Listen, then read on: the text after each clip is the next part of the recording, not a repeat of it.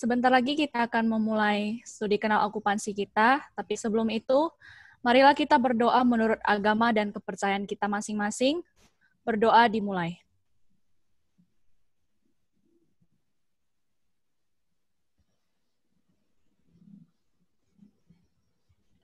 Berdoa selesai. Saya ucapkan selamat datang kepada Bapak, Ibu, dan para peserta yang telah hadir di studi kenal okupansi dengan judul Sayuran Penting di Indonesia, baik produksi, potensi usaha, dan kualitas mutu benih. Narasumber dari studi kenal okupansi kita adalah Ibu Astini, yang merupakan Direktur PT Bibit Baru, dan Bapak Albert Sembiring, yang merupakan dosen Politeknik Wilmar Bisnis Indonesia, sebagai moderator. Absensi dari SKO ini akan dilaksanakan sebanyak 2 kali, yaitu di awal dan di akhir dari SKO. Untuk itu, saya mengingatkan kepada para peserta agar tidak lupa mengisi absensi, agar bisa mempermudah pemrosesan e-sertifikat. Saya juga memohon kesediaan kepada para peserta untuk bisa mengisi feedback form yang akan dibagikan di akhir acara. Tanpa berlama-lama lagi, waktu selanjutnya akan saya serahkan kepada Bapak Albert Sembiring. Silakan, Pak. Terima kasih kepada MC Livia. Baik, selamat siang dan salam sejahtera buat kita semua. Semoga kita semua dalam keadaan sehat walafiat.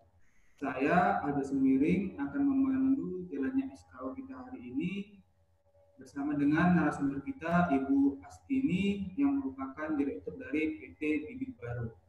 Adapun tujuan SKO kita hari ini adalah untuk membuka wawasan kita dan cara pandang kita bahwa bisnis pertanian itu peluangnya masih sangat besar untuk kedepannya. Jadi untuk adik-adik nanti yang akan bertanya atau ingin bertanya, bisa nanti mengadakan raise hand atau juga membuat pertanyaan di kolom chat seperti itu. Baik, tanpa berlama-lama lagi, sebelum kita mulai, saya akan perkenalkan sedikit biodata dari pembicara kita, Ibu Astini. Ibu Astini ini beliau merupakan direktur dari PT Bibit Baru. Pendidikan terakhir yang ditempuh oleh beliau adalah S2 Departemen Agroteknologi Fakultas Pertanian Universitas Sumatera Utara. Saat ini beliau merupakan staf senior dalam Direktur Litbang Penelitian PT Bibit Baru Medan. Tanpa berlama-lama lagi, kepada Ibu Dian dipersilahkan untuk memberikan paparannya tentang sayuran penting di Indonesia, produksi, potensi usaha, dan kriteria mutu benih. Kepada Ibu kami persilahkan. Terima kasih Pak Albert.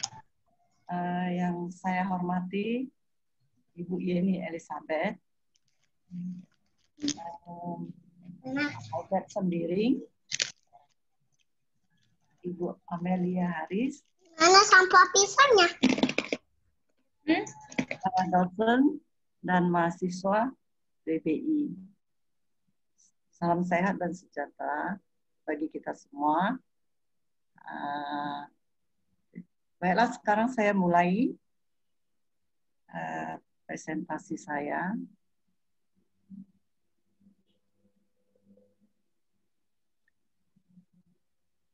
Apakah bisa dilihat jelas?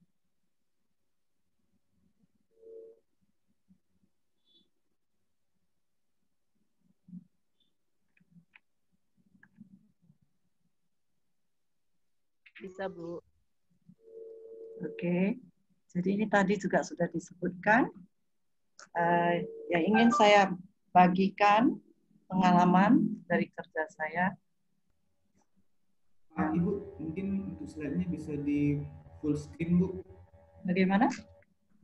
Slide-nya bisa di full screen kan yang Full screen. Oke. Okay.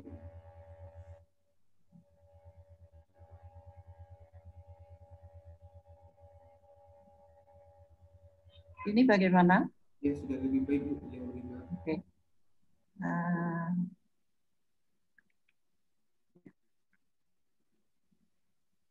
Topiknya adalah sayuran penting di Indonesia, potensi usaha dan kriteria mutu benih.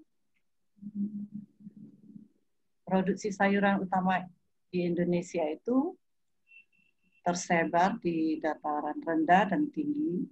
Dan pada slide berikut ini kita bisa lihat betapa besarnya luas panen, produksi, dan hasil per hektar sayuran penting tersebut pada tahun 2017-2018.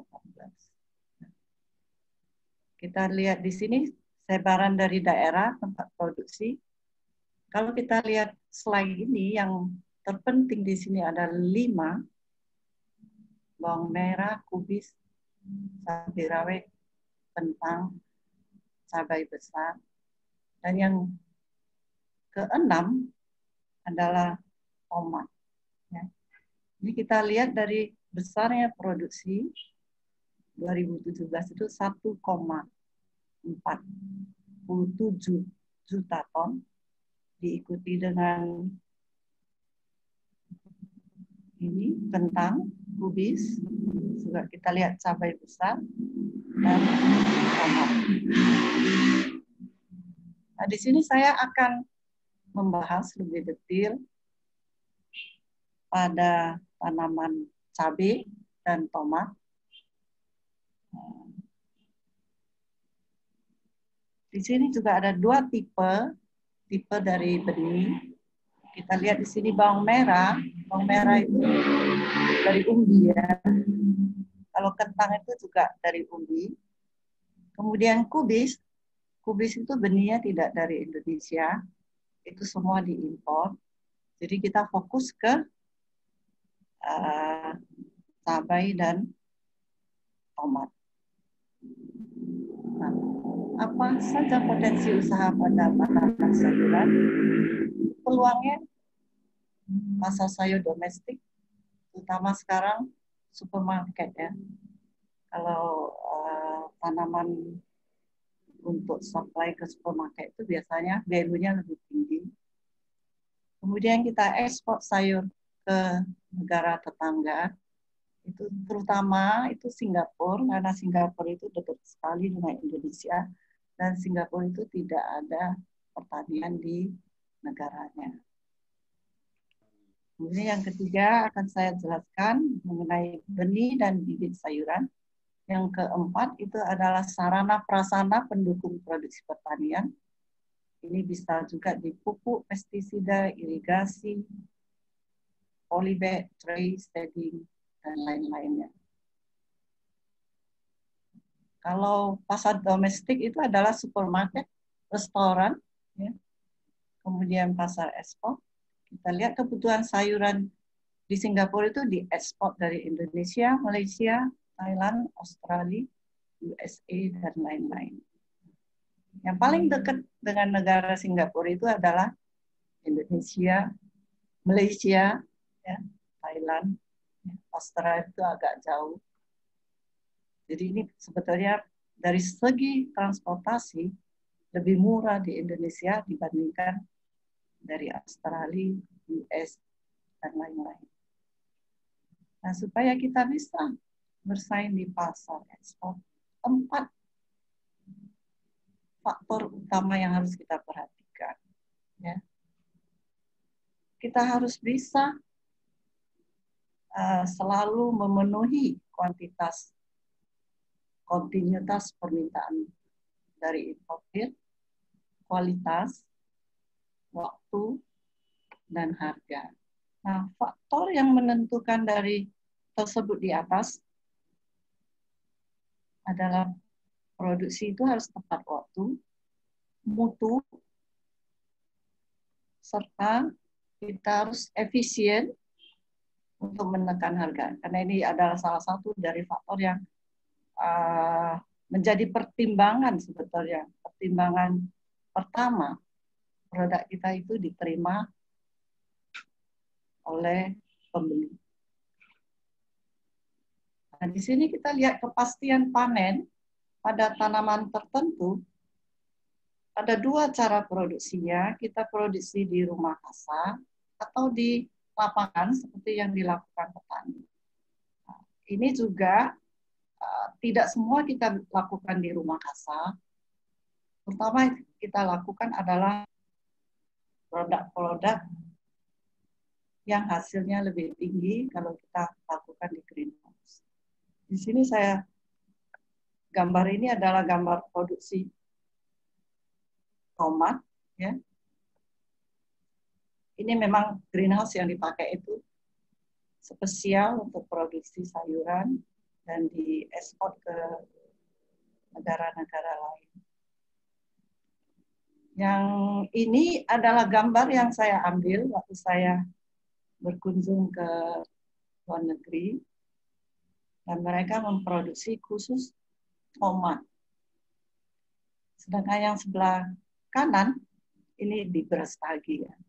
Ini juga saya kira cukup baik juga. Nah, kalau kita produksi di lapangan seperti yang dilakukan petani ini memang cukup bagus, ya. Kita lihat. Ini memang kebiasaan petani. Ini ada positif dan negatifnya. Nah, kalau kita produksi di rumah kasar, kelebihannya itu mutu produksinya lebih tinggi, kegagalan produksi karena cuaca dapat kita minimalkan. Tapi kekurangannya bahwa investasi rumah kasarnya cukup besar.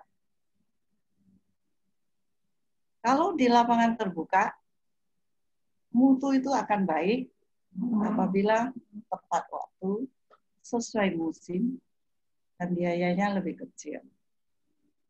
Kekurangannya, produksinya menurun apabila cuaca tidak mendukung.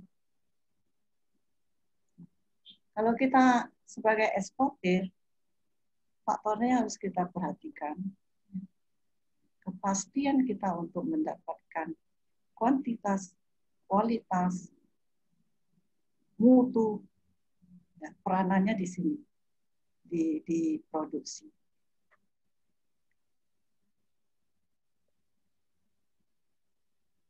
Nah, kita lihat, ini produksi di greenhouse. Ya. Jadi ini mutunya sangat bagus. Ya.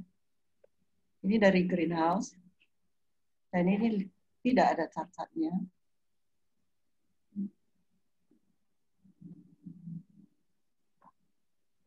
Jadi kualitasnya harus seragam. Ya.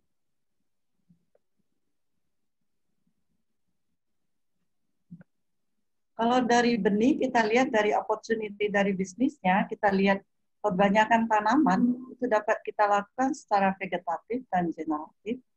Kalau vegetatif itu yang biasa kita lihat, stek, cangkok, sambung, ya, dan sejenisnya.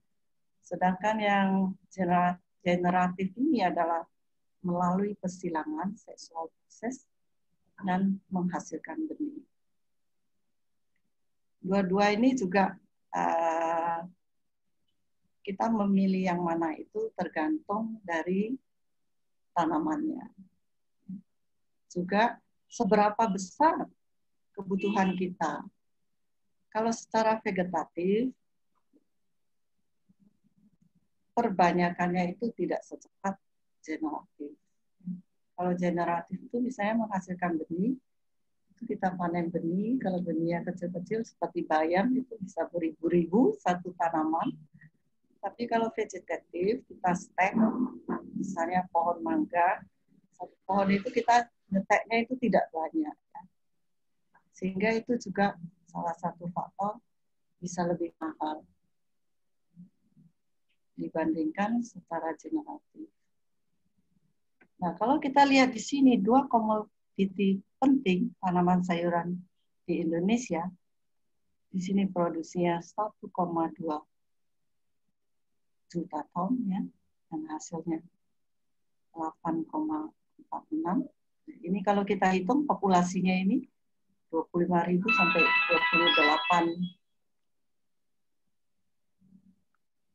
28 per hektar, tanaman per hektar. 1 hektar itu membutuhkan benih 93 sampai 98. Dengan demikian, kita hitung kebutuhan benih secara nasional ini 13 ton, 13,2 sampai 13,49. Cukup besar itu. Cabai itu kan bijinya kecil ya. Sudah beri berapa juta tanamannya.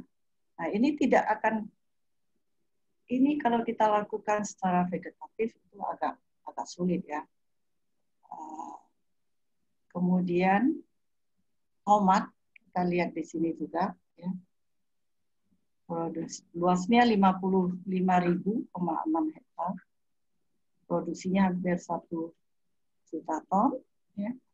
Nah, di sini kita lihat juga kebutuhan benih secara nasional. Di sini 4,1 juta sampai 4,9 juta.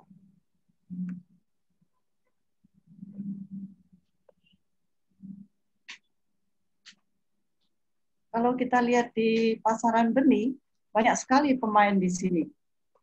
Cabai dan tomat. Karena memang potensinya besar sekali. Nah, sekarang kita lihat benih yang bagaimana kualifikasi yang terbaik. Di sini kualifikasi benih itu, yaitu harus kemurnian spesies, bahwa benihnya itu secara genetik sudah stabil.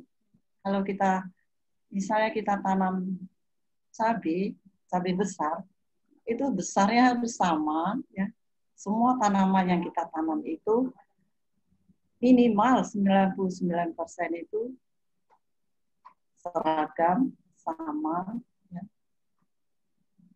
Kemudian kemurnian benih. Benihnya itu tidak bisa tercampur, misalnya cabai dengan tomat, atau dengan cabai dengan selada. Jadi benihnya harus 99 secara internasional ya.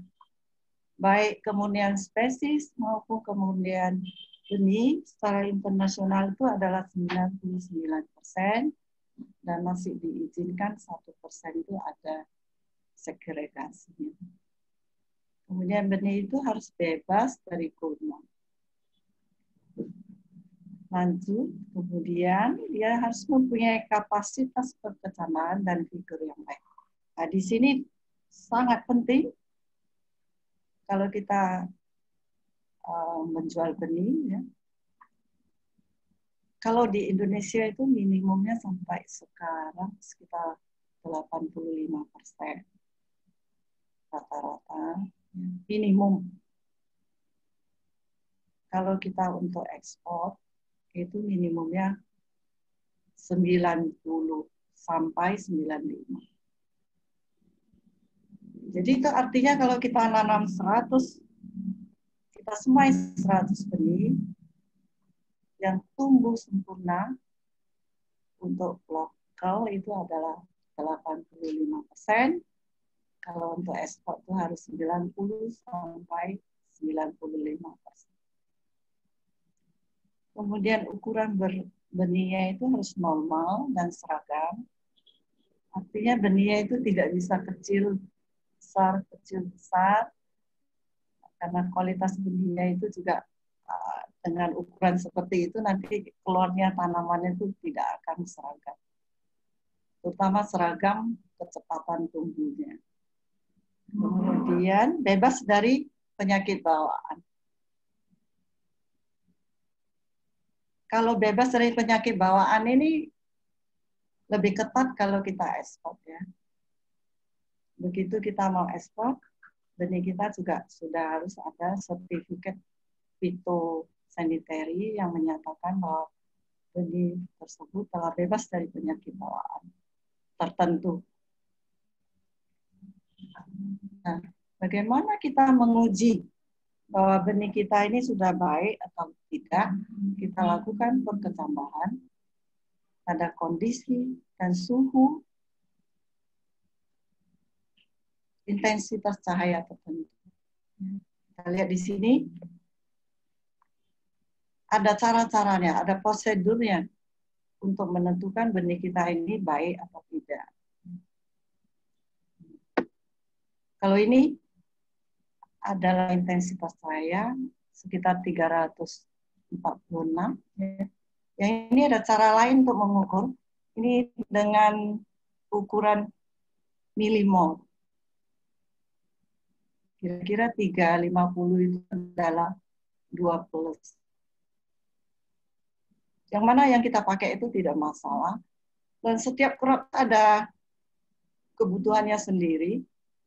Itu biasanya kita bisa dapat dari INSTA, International Seed Testing Association, itu secara internasional. Ya.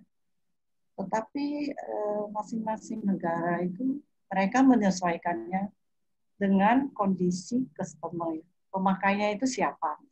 Kalau dia jual tomat misalnya, kebiasaan petani itu bagaimana dia menumbuhkan tanamannya.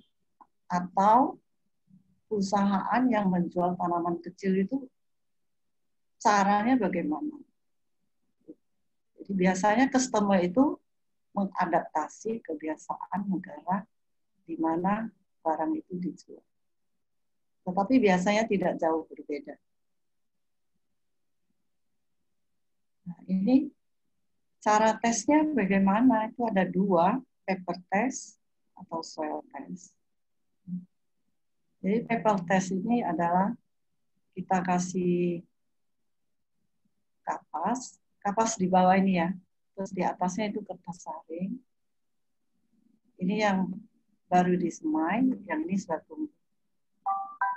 Metode kapas itu juga macam-macam ya. Sekarang juga ada cara yang lebih efisien, dia pakai kertasnya, tidak perlu pakai kapas ya. Itu tergantung dari bagaimana customer itu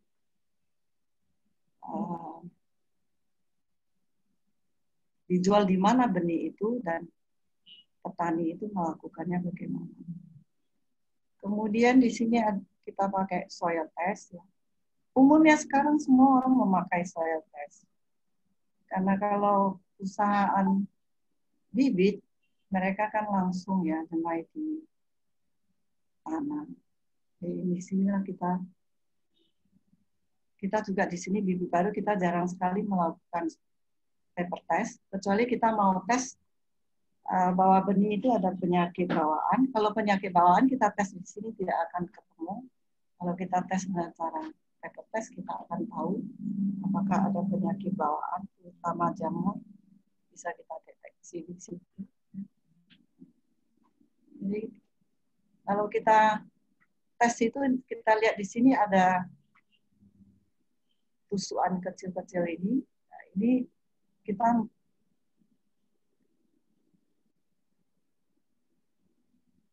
kalau seperti ini yang kosong ya, jadi nggak tumbuh. Warna orange. Jadi warna orange ini nggak tumbuh. Kalau ini udah nggak tumbuh berapa ya? 1, 2, 3, 4, 5, 6, 7. 7 udah 93 ya yang tumbuh. Nah itu juga dianalisa lagi. Ini yang putih ini, yang kecil. Ya. Germination testing ini, misalnya chili, dia 21 derajat Celcius, counting day-nya 10 dan 14. Kalau tomat ini 20, hampir sama ini ya. Dan counting day-nya lain, jadi 7 sampai 14. Kalau kita lihat ini sebetulnya tomat itu lebih cepat tumbuh daripada chili. Nah, counting day ini 10 dengan 14 ini juga kriterianya lain-lain yang kita amati.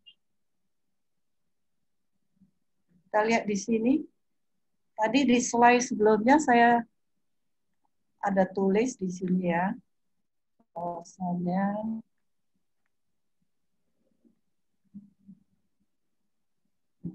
mempunyai kapasitas perkecambahan dan figur yang baik. Inilah yang tadi kita di sini kita keluarkan ya, dan kita amati ini. Kita lihat bagaimana kualitas benih kita ini ditunjukkan dari sini ya. Ini yang sudah 3 ya, 3 jenis. Jadi ada 4 sebetulnya, normal, kecil, abnormal, dan tidak tumbuh. Kalau di sini dia normal, ya. Ini kecil, ini abnormal. Kita lihat aja beda ya. Kalau normal itu dia seragam ya, hampir sama besar ya. Lebih besar dia kita lihat dari sini. Ini menunjukkan kecepatan dia tumbuh. Kecepatan tumbuh itu adalah figure kecepatannya. Kalau di istilah internasional itu kita sebut germination energy. Jadi kemampuan dia untuk tumbuh, energi untuk tumbuh cepat. Ini daunnya seragam, ya, tidak ada cacat, dan ini ada titik tumbuhnya. Ini ada sedikit, tidak begitu nampak, ya. Sedangkan yang ini yang kecil, ya, yang kecil ini sebetulnya bentuknya normal, tapi dia tidak punya titik tumbuh. Kita lihat di sini, tidak punya tumbuh, sehingga dia dikategorikan kecil, ya. Sedangkan yang ini dia daunnya tidak beraturan, abnormal, kita bilang ini abnormal. Nah, kalau figure yang kita hitung ini hanya ini. Kalau germination adalah ini tambah ini. Ini kita nggak hitung. Jadi yang tadi kita bilang minimum 85% itu adalah ini tambah ini. Tapi kalau benih ekspor, kita bilang 90, hanya ini aja. Yang ini dan ini nggak diperhitungkan. Jadi dia harus betul-betul seragam. Ya. Kenapa begitu? Kalau untuk benih ekspor, mereka ada perusahaan benih, perusahaan bibit. Ya. Perusahaan bibit itu yang menyemaikan dan dijual ke petani atau kalau tanaman hias ditaruh di supermarket. Dan mereka menyemainya itu pakai mesin. Nah, seperti ini, mereka pakai mesin. Ya. Dia harus 90. Seandainya dia tumbuhnya 85, berarti ada 5 lubang. 5 lubang itu yang tidak terisi. Kalau kita ngisi sendiri, itu butuh tenaga kerja dan itu tidak dilakukan di luar negeri. Jadi itu kalau 85 itu udah pasti tidak diterima. Minimum 95. Dan kenapa yang kecil itu tidak dihitung? Nanti mereka jualnya juga sekaligus datang gitu ya. Jadi nggak ada yang ini dijual bulan ini dijual bulan depan. Tidak ada. Jadi seragam sekali dikirim saja ke lokasi tanam atau lokasi penjualan.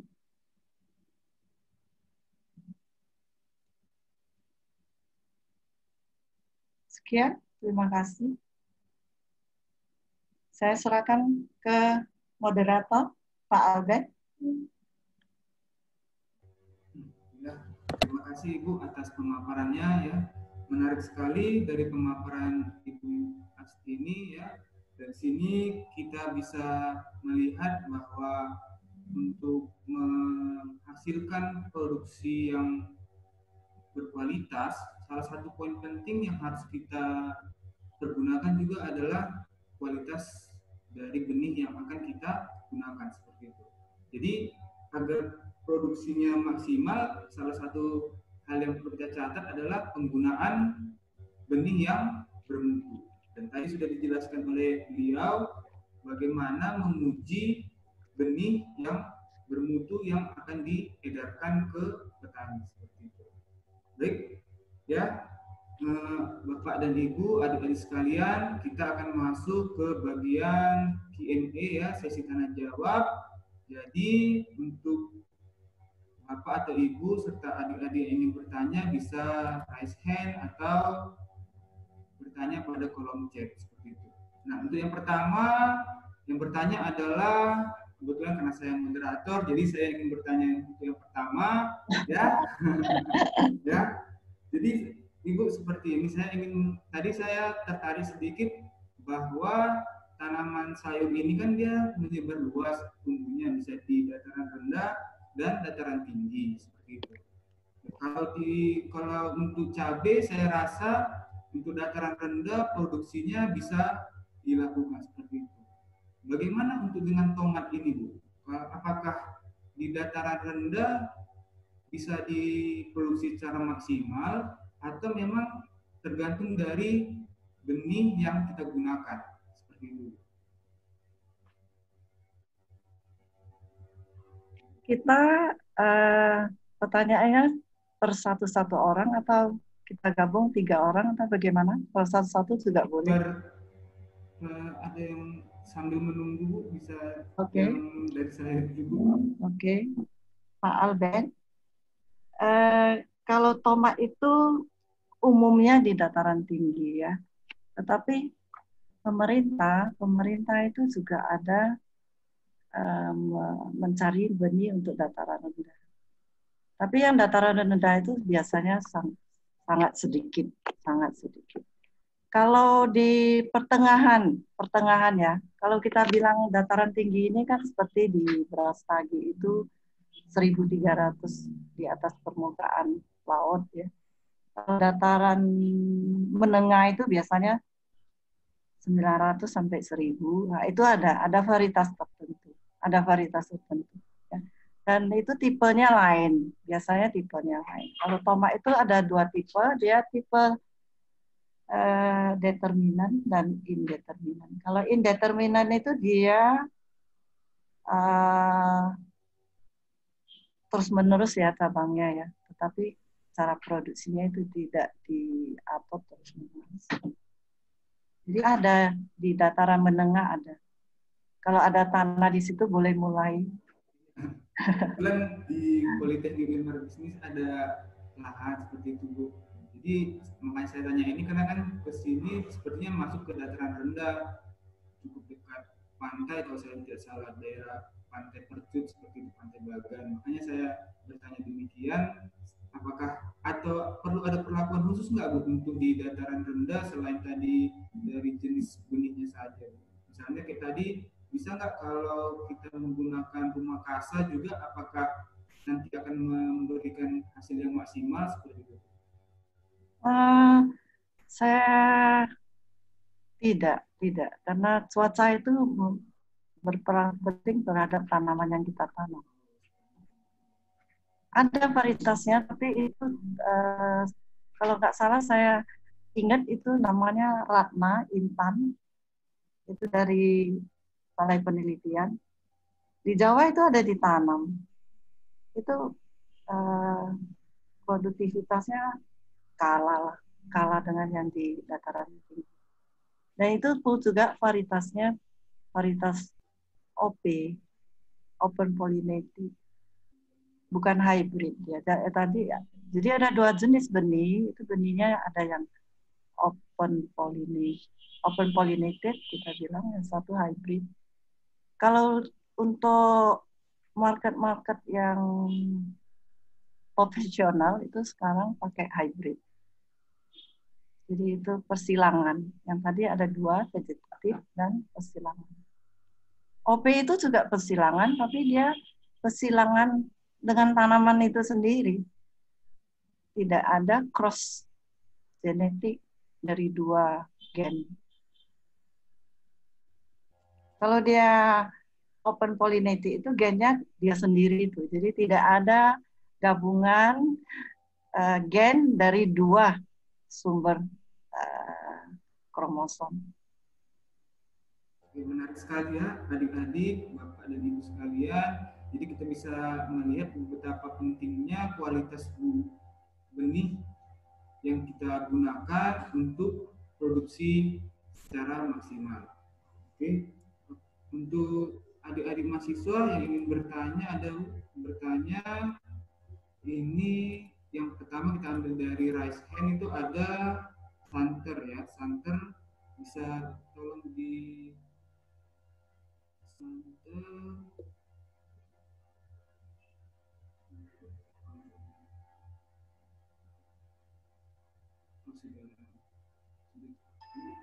santernya. Jadi santer rice hand, oke, santer sudah datang. Sebentar, Bu, biar saya buka. Oke, santer bisa bertanya, santer langsung kepada Ibu Astininya.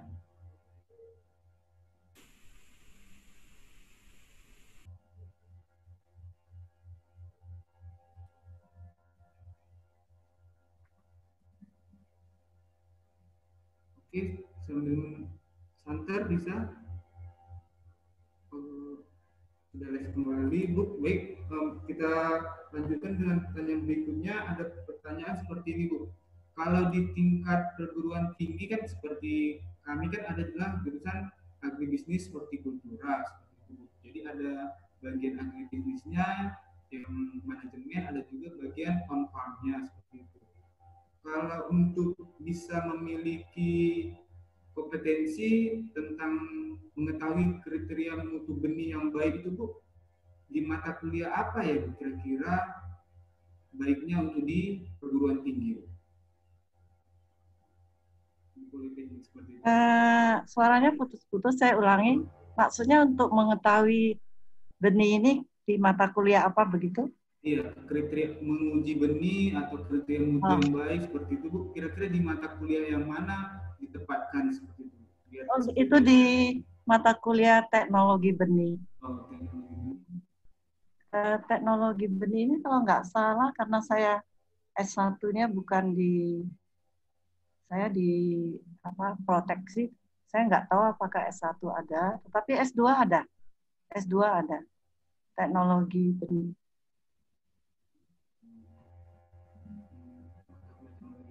Untuk mempelajari tentang kriteria untuk benih tadi, ya, Bu.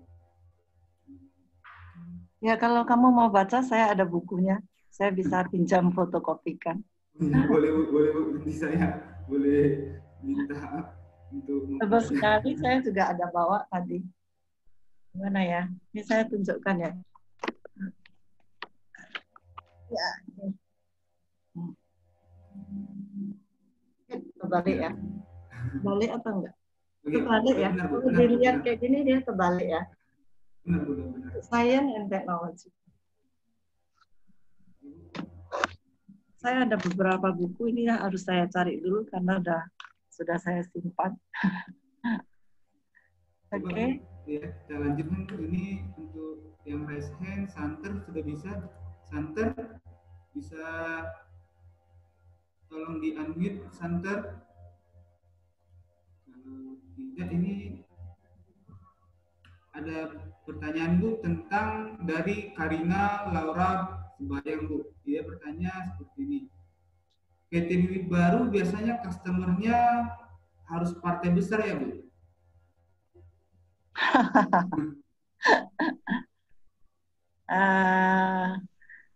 Sebetulnya customer itu kan ada kecil, ada besar ya.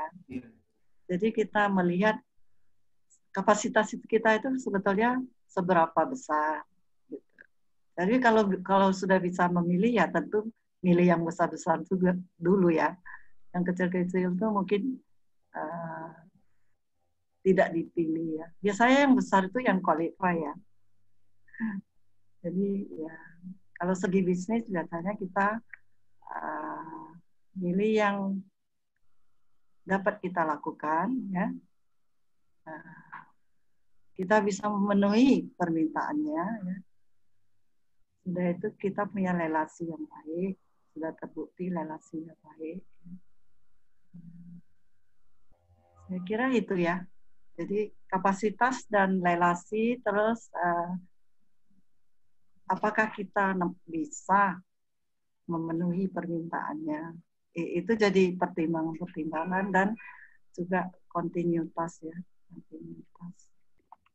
Kalau bisnis itu kita membina yang paling utama itu membina dulu kepercayaannya. Kepercayaan itu bukan maksudnya kepercayaan bagaimana. Kepercayaan kita melakukan apa yang dia minta. Apakah kita bisa ya melakukannya sesuai. Tentu waktu kita sudah menerima, kita sudah mempertimbangkan yang A sampai Z permintaan dari customer itu dapat kita penuhi.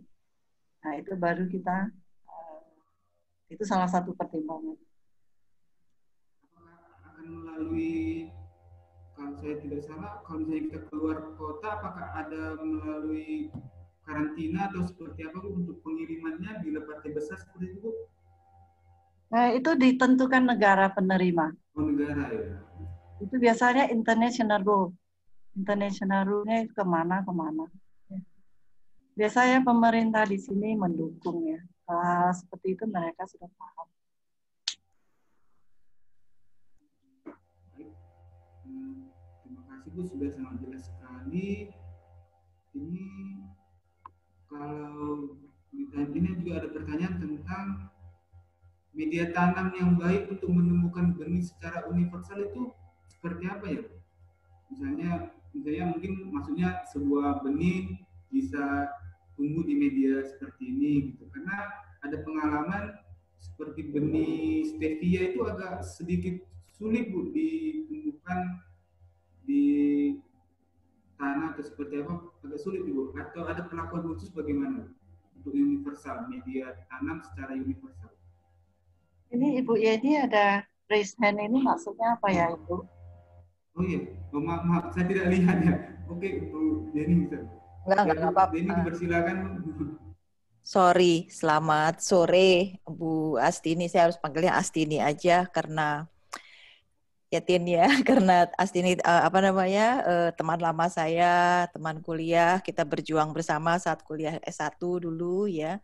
Jadi terima kasih ya Tin udah mau sharing pengetahuan dan pengalaman buat kami, terutama buat adik-adik mahasiswa di WPI. Sebenarnya tadi pertanyaan Pak Albert, tapi nanti ditanya kembali ya Pak Albert ya. Cuma saya diberi kesempatan duluan ini untuk bertanya kepada Bu Astini. Saya raise hand karena mau bertanya. Boleh ya, Bu Astini? Tin, ini kalau kita lihat ya, Astini kan memang mungkin pengalamannya itu paling banyak itu untuk perusahaan ekspor bibit ya. Jadi, ekspor benih ya, Tin ya, kalau saya nggak salah ya. Nah, kita tahu bahwa di luar itu orang tuh aware banget tuh dengan kualitas benih yang dibeli gitu.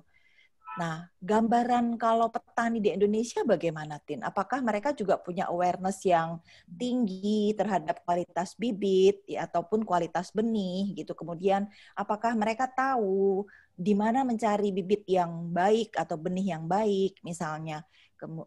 Dan apakah mereka tuh hanya memilih bibit itu ya berdasarkan pengetahuan ataupun informasi dari mulut ke mulut ya? Apakah mereka tahu gitu bahwa misalnya nih bibit yang bagus harus tersertifikasi oleh KAN ya, biasanya kalau untuk yang lokal kan KAN ya Tin ya, kalau saya tidak salah. Nah, apakah awareness itu ada nggak ya di petani kita? Saya sih cuma menganalogkan kondisi ini dengan kondisi petani sawit ya, karena sawit sendiri kan juga kan itu bibit sama ataupun kecambahnya benihnya itu kan memang harus hybrid ya, nggak bisa yang yang nggak hybrid. Kalau nggak hybrid ya udah pasti produktivitasnya rendah, ketahanan terhadap penyakitnya juga rendah gitu. Nah, kalau untuk tanaman hortikultura itu gimana gitu loh, Tin? Nah, itu dulu, Tin. Nanti kalau ada pertanyaan lain saya raise hand lagi. Makasih Pak Albert diberi kesempatan. Terima kasih Ibu Yeni. Saya ini jadi segan karena Ibu Yeni ini sudah hubungi saya. Saya kira sudah hampir setahun. Baru hari ini terwujud. Ya. Pertama itu mau kita lakukan sebelum COVID ya. Tiba-tiba seminggu kemudian itu lockdown, sehingga saya pun sudah dengan kesibukan saya jadi lupa. Kadang seminggu itu sebulan, 3 bulan itu nggak terasa kalau kita kerja. Tapi tadi saya pikir dari COVID sampai sekarang udah hampir berapa lama ya? Ada setengah tahun ya, Yun? Ada. Ya. Ini karena saya tidak traveling ya. Tapi sekarang kalau nggak traveling pun banyak sekali Zoom. Karena ini lebih mudah banding travelingnya. Jadi itu Zoom-nya bisa lebih intensif. Oke, terima kasih ini pertanyaannya. Saya coba menjawab ya.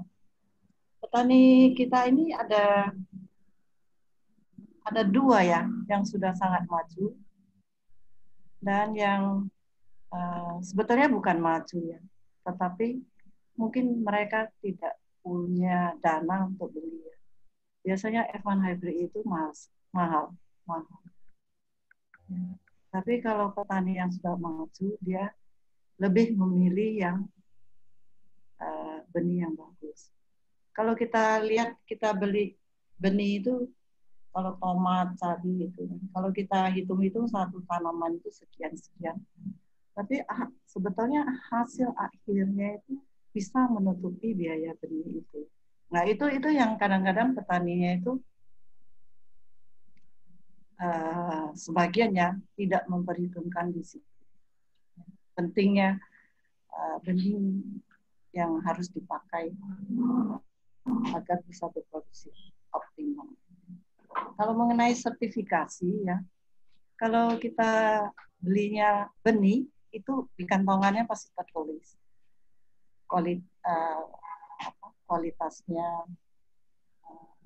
jenisnya itu ya, kapan expiry-nya, siapa, dari siapa, penyalurnya, itu ada ditulis.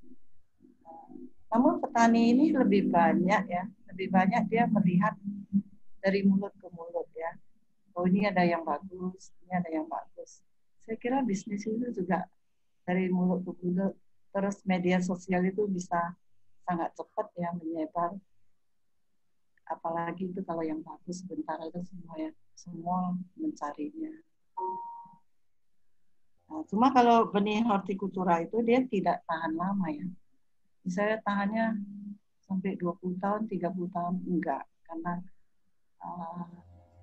kondisi lingkungan itu kadang-kadang kan ini dulunya resisten, sekarang sudah enggak resisten terhadap jenis tertentu. Jadi itu harus ada improvement supaya bibit kita terus unggul di pasaran. Saya kira itu ya, Bu Yeni. Sudah menjawab Bu Yeni? Iya, sudah, Tin. Makasih, Bu Astini. Saya sekarang lanjut ke Albert yang tadi tanya. Belum saya jawab. Yaitu kalau kriteria tanah itu secara umum tuh dia harus memenuhi fisika tanah ya, biologi tanah, kimia tanahnya itu harus baik. Ya. Nah itu bisa dilihat. Kalau fisika tanah itu bisa kita lihat misalnya secara kasat mata yang mudah itu dia itu nggak padat porositasnya. Porositas itu adalah fisika tanah ya. Jadi kita kalau dia poros berarti itu kan ada lubang-lubangnya. Jadi di situ masuk oksigennya. Jadi kalau kita nyemai akar itu juga butuh oksigen. Jadi kadang-kadang padat itu juga karena akarnya tidak bisa bernapas dengan baik. Atau itu kalau sudah poros ya, udah poros tanahnya, kita kasih air begitu banyak, jadi porosnya itu terisi air juga oksigen tidak ada lagi, sehingga tanamannya itu juga tidak akan tumbuh baik. Ini siapa ya? Karina ya. Selanjutnya Karina. Bagaimana awal Ibu memulai bisnis? Belum saya baca Karinanya, boleh tampilkan pertanyaannya lagi?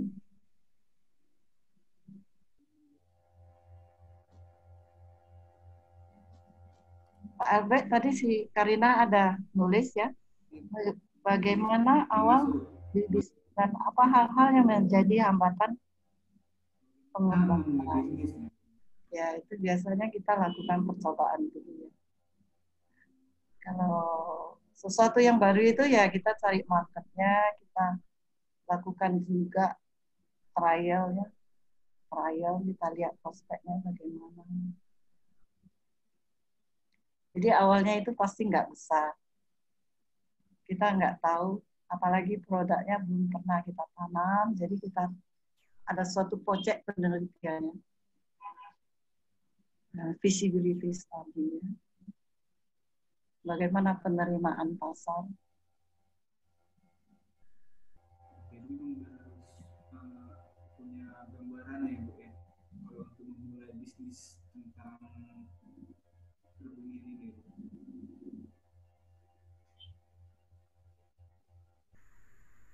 Oke Bu, selanjutnya ini ada pertanyaan juga. Ini tentang kan kalau tadi kan saya kalau tidak salah dengar bahwa tanaman kubis itu untuk bibitnya kita masih kebanyakan impor ya? Iya, karena kubis itu kalau dia mau apa? Kalau kita tanam tuh ada cropnya ya. Kalau yang bulat itu kita namanya crop. Ada, kalau kita bilang apa ya? Kalau itu yang bulat itu, kalau bahasa Inggrisnya kita bilang crop. Dia bisa membentuk crop di daerah dingin ya, tapi dia tidak bisa berbunga. Jadi dia hanya bisa berbunga di daerah yang suhunya sangat dingin, sangat rendah. Jadi tidak ada orang yang produksi biji kubis di Indonesia, itu tetap diimpor dari negara-negara yang memiliki iklim yang dingin. Jadi kita import semuanya. Kalau maksud saya melihat kalau dari ekspor dari impor dari luar negeri itu kan, kalau di luar negeri saya tidak tahu bagaimana perkembangannya. Ada isu di masyarakat tentang benih GMO, benih dari genetic modified organism. Nah, kalau untuk di Indonesia sendiri itu ketika kita impor memang sudah bebaskah dari GMO atau seperti apa, Bu? Saya kurang punya pandangan juga itu kalau mengenai benih GMO ini, yang untuk mengetahuinya bahwa dia tidak GMO ketika kita impor. Karena kalau di luar negeri mungkin untuk GMO itu sudah dipergunakan oleh petani atau tidak. Nah, itu perlu diberi informasinya, Bu, bagaimana? Oh ya, saya tidak begitu tidak terlibat di GMO ini, tapi saya bisa berikan sedikit pengetahuan yang saya miliki. Kalau GMO itu sebetulnya untuk tanaman food crop. Jadi seperti jagung ya, kedelai, sekarang juga kapas ya. Nah, GMO itu dilakukan karena pertumbuhan populasi dunia itu kan tumbuh terus, dan luas areal kita ini kan tidak bertambah ya. Daerah pertanian itu malah semakin hari semakin berkurang. Jadi itulah idenya supaya ada GMO. Kalau GMO itu dia produksinya luar biasa, produktivitasnya tinggi sekali. Jadi dia bisa menjawab kekurangan pangan apabila kita tidak bisa mengantisipasi populasi dengan luas area produksi. Nah, kalau GMO itu banyak sekali masih ada pertentangan pendapat di antara orang-orang ilmiah itu ada pertentangan. Karena dia itu bisa menimbulkan resistensi hama. Kalau terjadi resistensi hama di benihnya GMO, bagaimana dengan benih lokal itu bisa hancur semua ya. Jadi itu juga melindungi varietas lokal ya. Jadi itu kalau kita import benih itu selalu diminta diisi apakah ini benih GMO atau non GMO yang dari karantina Indonesia. Jadi kalau selama ini kita tidak GMO ya, karena GMO itu ada prosedur tersendiri untuk import ke Indonesia. Saya dengar sekarang sudah ada kapas ya, nggak salah di mana ya, di Sulawesi atau mana. Di situ dilakukan percobaan dulu reaksinya bagaimana. Oke? Oke, bagi adik-adik ada yang ingin bertanya bisa raise hand atau juga di kolom chat. Ini kesempatan yang sangat langka, bisa kita pergunakan dengan baik untuk menambah pengetahuan kita ya, khususnya tentang perbenihan.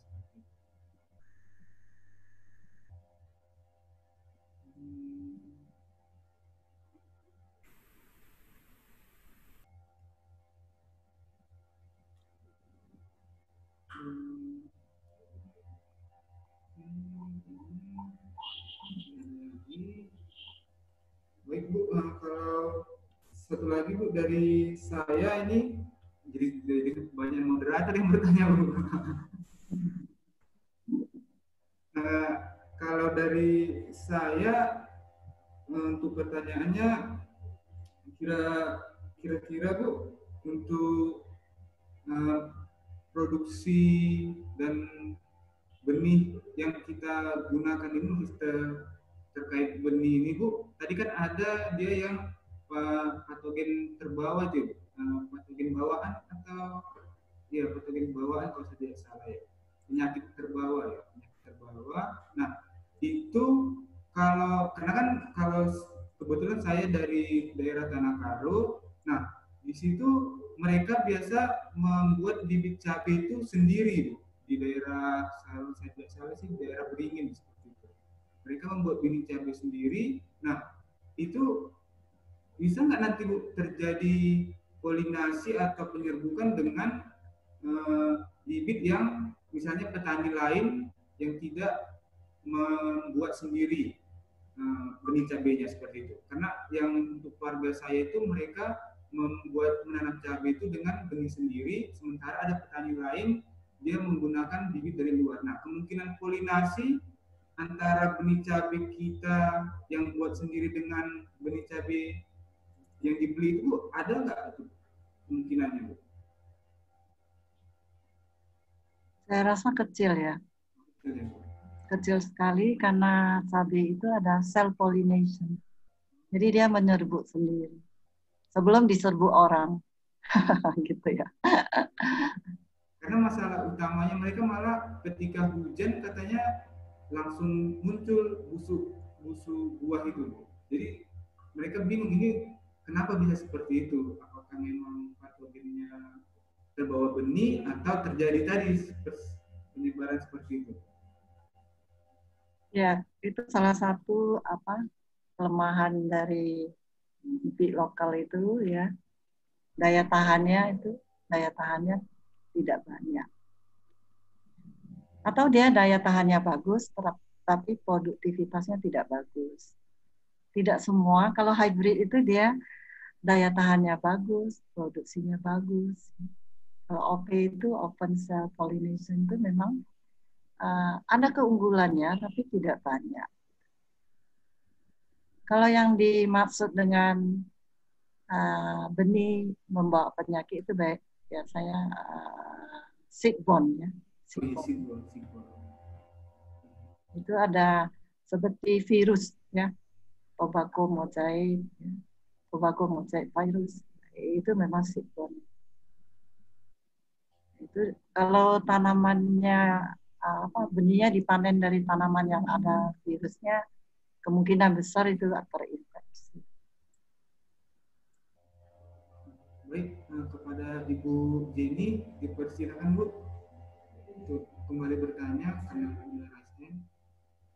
Iya, Pak Albert, saya pertama mau mengingatkan, ini ada pertanyaan dari Bu Amelira yang belum disampaikan, tapi kalau diizinkan saya mau bertanya kembali ke Bu Astini, karena adik-adik mahasiswa ini nggak ada yang bertanya ini. Iya, ya kan? Jadi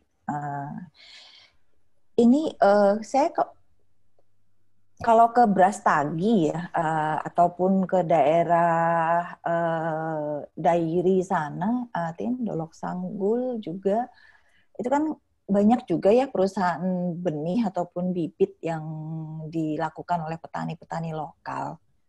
Nah, itu kalau saya lihat ada yang menyatakan dirinya bahwa bibitnya itu disertifikasi oleh KAN, oleh Komite Akreditasi Nasional. Tapi ada juga mungkin yang tidak ya, tidak terakreditasi.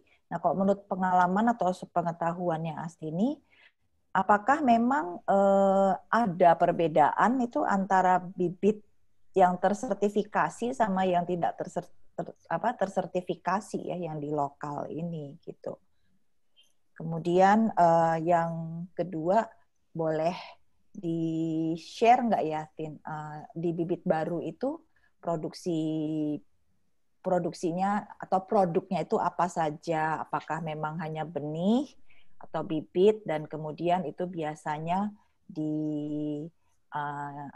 dijual kemana, karena saya tahu adik-adik banyak juga nih yang dari daerah Karo tapi belum kenal dengan PT Bibit Baru ya. Mungkin ada sesuatu yang menyebabkan memang PT Bibit Baru kurang dikenal oleh petani lokal kali ya, Tin. Mungkin itu dulu, nanti kalau ada pertanyaan lagi saya raise hand lagi. Makasih Pak Albert, kasih Tin. Oke, terima kasih Bu Eni. Nah, itu memang aturan dari pemerintah ya. Karena untuk mendorong produksi benih di petani. Jadi itu namanya petani itu bisa memproduksi benih dengan syarat, itu ada persyaratannya. Bahwasanya dia harus mendapatkan benih induknya dari siapa, itu ada ditunjuk ya. Siapa yang memproduksi benih induk, siapa yang memproduksi benih sebar ya. Itu nggak ada ya, ada 3 itu, benih sebar, benih induk. Mereka biasanya kita sebut sebagai petani penangkal benih. Mereka diizinkan memproduksi benih untuk dijual. Biasanya ada lagi distributor. Itu kan petani itu hanya dia memperbanyak. Selama dia memproduksi, apabila dia ada sertifikat, itu Dinas Pertanian akan datang mengecek apakah sudah melakukan syarat-syarat yang dibutuhkan untuk memproduksi benih. Salah satunya misalnya crop tertentu ya, itu jaraknya bagaimana? Jarak antara penangkal benih dengan petani itu yang nanam cropnya yang sama, yang bisa saling serbu, yang tadi Albert pertanyakan. Tapi itu dilihat dari cropnya. Kalau misalnya dia memperbanyak benih kentang, saya kurang tahu di sini syaratnya apa, tapi kalau untuk ekspor itu dia mutlak tanahnya tidak boleh dulu ditanam selama berapa tahun, itu tidak boleh ada komoditas yang sama, itu untuk menghindari terjadinya penyakit di kentang itu. Nah, jadi itu kalau sertifikat penangkal benih itu juga ada syarat-syaratnya dari Dinas Pertanian. Terus yang tidak sertifikasi sorry, itu, Tin.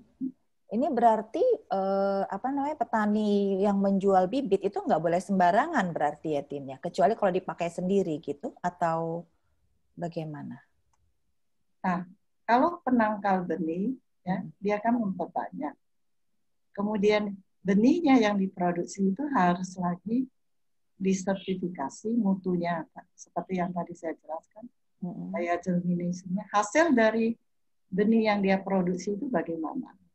Germinasinya, terus kualitas benih lah ya kita bilang. Kalau kentang itu mungkin kalau ketat kali nanti akan dicek apakah dia mengandung cacing tanah, cacing emas. Tapi kalau benih cabai nggak ada cacingnya. Nah, itu kan nanti di waktu dia jual, biasanya itu petani penangkal itu jarang. Ada lagi distributor, karena itu prosedurnya juga ada ya. Kita harus ada perusahaan, ada BWP, jadi itu sudah agak ini ya. Kalau petani kan sudah agak ruwet ya. Karena di kantongan benih itu nanti tercantum segala semuanya.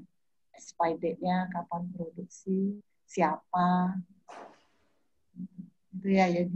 Tapi kalau tidak sertifikasi ya dia tidak akan dapat label untuk menjual benih di pasaran, itu ada labelnya.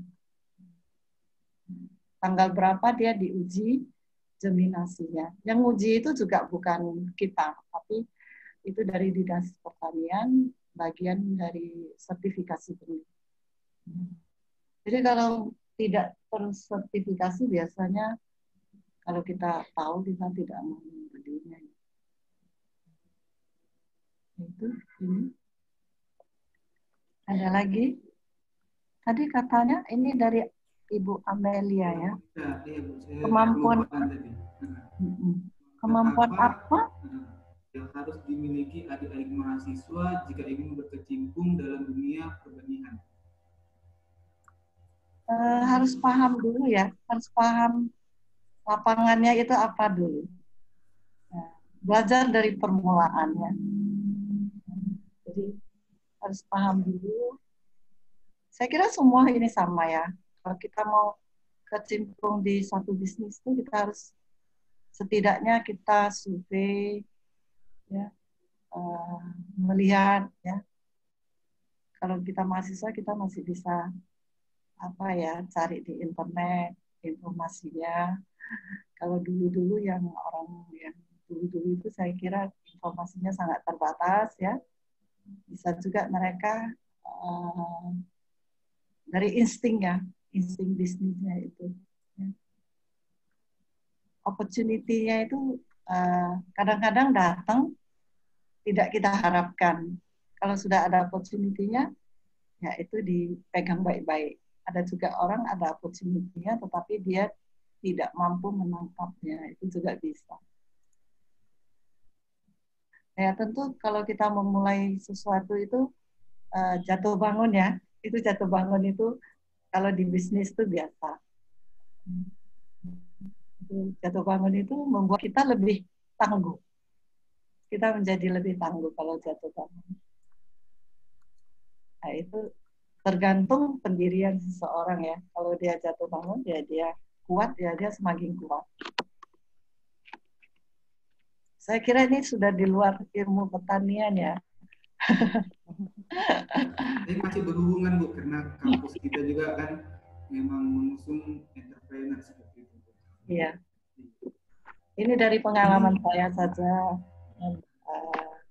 dari melihat teman-teman yang lainnya. Biasanya memulai suatu bisnis itu tidak mudah ya. Tidak mudah. Siapa yang tangguh itu yang maju. Ada lagi? Ini ada lagi dari Bu Amelia juga masih Bu. Oh iya ya. Coba saya baca. From Amelia, selain pertanyaan di atas dulu ya Bu. Kemampuan apa yang harus dimiliki adik-adik mahasiswa jika ingin berkecimpungan? Seperti yang tadi hampir sama dengan pertanyaan dari Abed ya.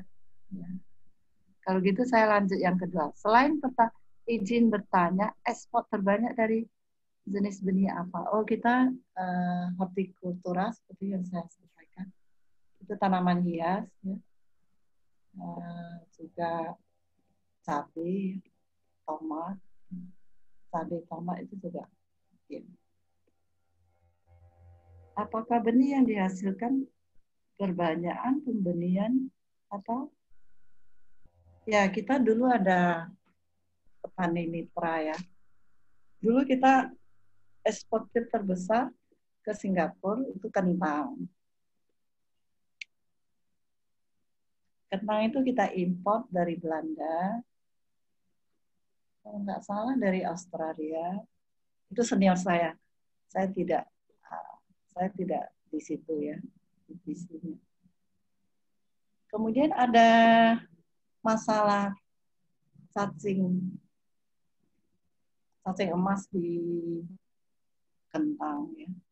Nah, cacing emas itu sangat berbahaya ya.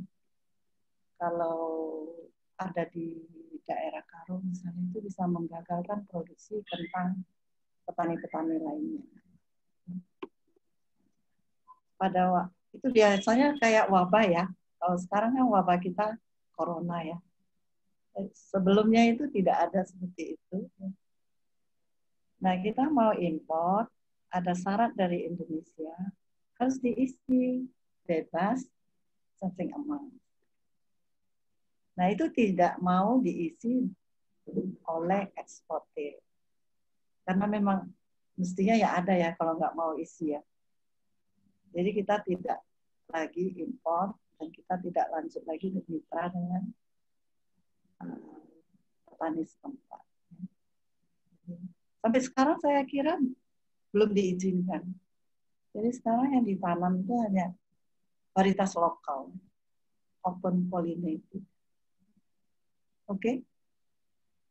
Kita ada mitra yang tadi saya tampilkan itu yang ada anjing itu, petani sama anjing itu sebetulnya mitra kita ya. Jadi dia memproduksi cabai dan tomat ya, cabai dan tomat.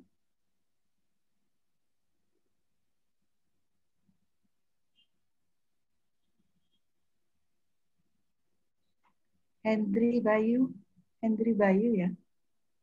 Hendri Bayu mungkin hubungi Pak Albert nanti.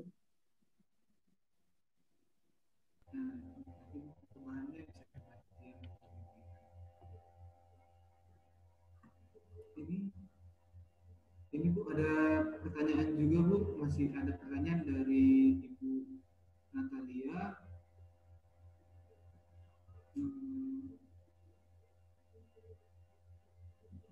Ini tentang benih matahari Bu. Saya kebetulan senang menanam bunga matahari.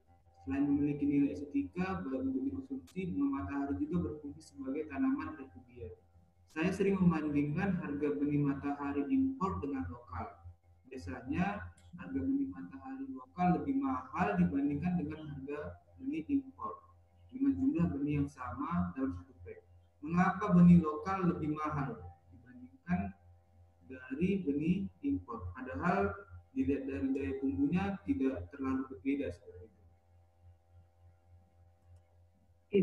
Itu sudah tergantung cara produksinya ya.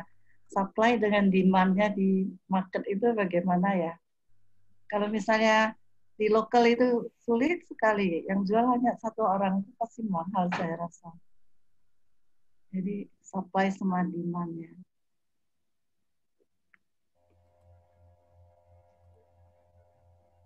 Supply dan demand.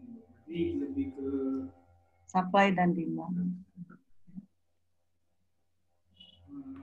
Baik, Bapak dan Ibu, bila tidak ada lagi pertanyaan, adik-adik juga untuk webinar kita pada hari ini sudah cukup sekian. Jadi satu hal yang bisa kita pelajari adalah bahwa untuk memberikan hasil yang maksimal, salah satu poin penting tadi adalah kualitas dari benih yang kita gunakan, seperti itu. Ya, baik. Terima kasih kami ucapkan kepada Ibu Astini yang sudah memberikan waktunya untuk sharing ilmu, sharing pengalaman, sehingga bagi kami dosen maupun itu adik-adik mahasiswa sekalian bisa menjadi motivasi bagi kami untuk berkarya di bidang pertanian. Oke, dari moderator cukup sekian, saya kembalikan ke MC. Ya, saya ucapkan terima kasih kepada Ibu Astini yang sudah bersedia meluangkan waktunya dan membagikan ilmunya kepada kami semua. Dan saya yakin bahwa ilmu yang telah disampaikan akan sangat bermanfaat bagi kami semua. Kami ada sedikit kenang-kenangan untuk Ibu Astini berupa e-sertifikat yang sebentar akan di-share screen-kan.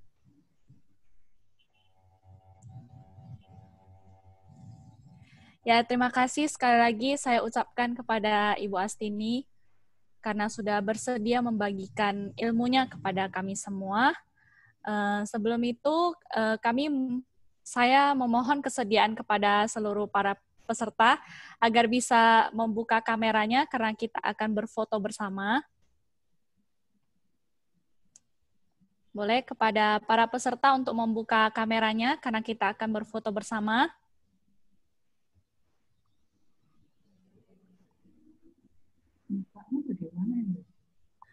Oke, saya hitung ya, izin. Ada 2 lembar, 1, 2, 3.